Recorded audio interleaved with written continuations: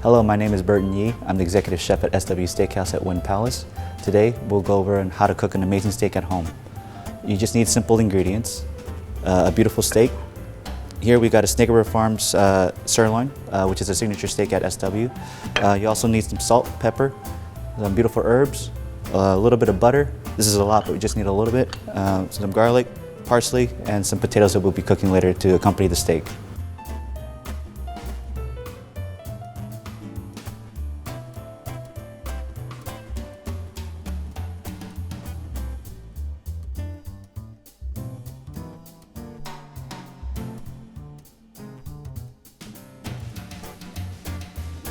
Okay, we'll start off by cooking off our potatoes first. What you're gonna need is a pot of water, 2 tablespoons of salt,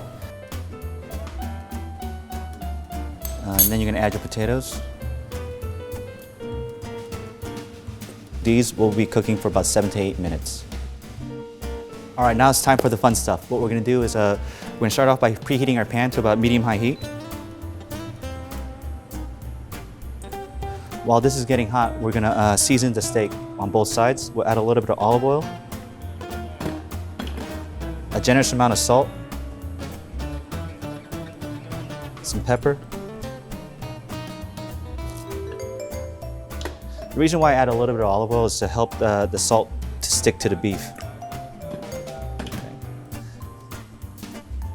In regards to salt, I would recommend using a sea salt as opposed to table salt.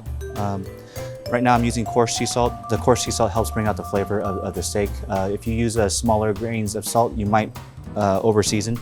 So it might come out a little too salty. So the coarse sea salt, you can actually see the salt on the steak, so you know how much you've got on there. So you won't be too scared of making it too salty. Now once the pan is hot, we're gonna add a little bit of olive oil.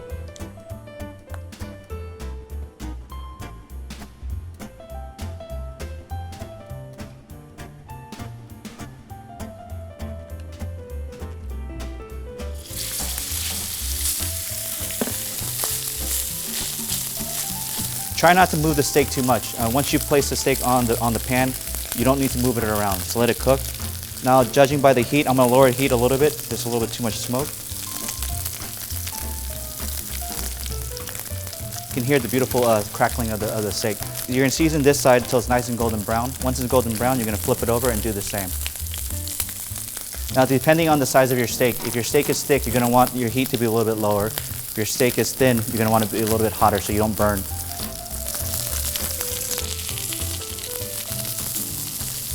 So while we're cooking the steak, what you want to ensure is that you cook it on both sides evenly. You don't want to just cook on one side. So what you want to do is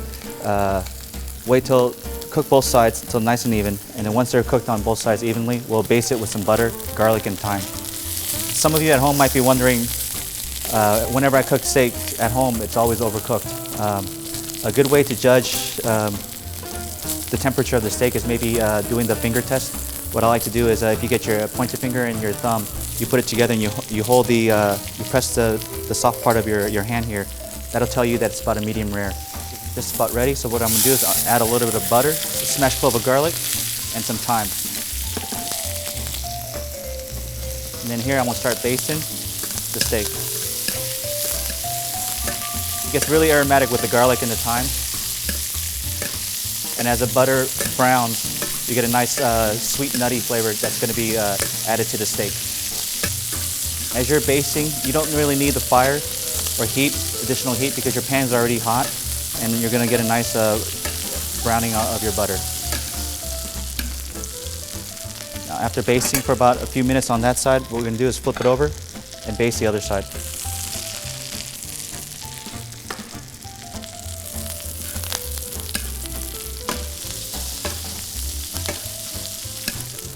So now what we'll do is we'll rest the steak for about 5 to 10 minutes. I like to rest it for about 10 minutes. And then add this beautiful brown butter on top. And just let the steak rest. Once it's rest, we'll show you how to slice it. Okay, so now that our steaks are resting, we'll cook our potatoes next.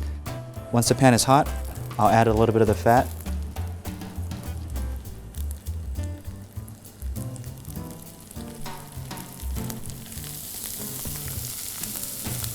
So what we're looking for here is a nice golden brown on the potatoes. Once they're nice and golden brown, what we'll do is we'll drain any of the leftover or excess fat, and we'll toss in our rosemary and our garlic. Add a little bit of the garlic now. A little small sprig of rosemary. You don't need much. A little bit of the salt. So they're just about ready. Once they're nice and golden brown, flip them over. As you can see. Then I got a little chopped parsley. I'll toss in a little chopped parsley. And then we'll plate it.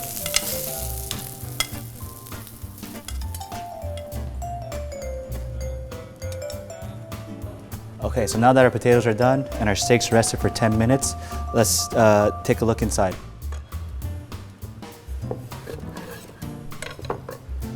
As you can see, it's nice, beautiful medium rare medium, so it's perfect for this steak. You can see that's well rested. After I slice it, you see that there's no blood on the cutting board.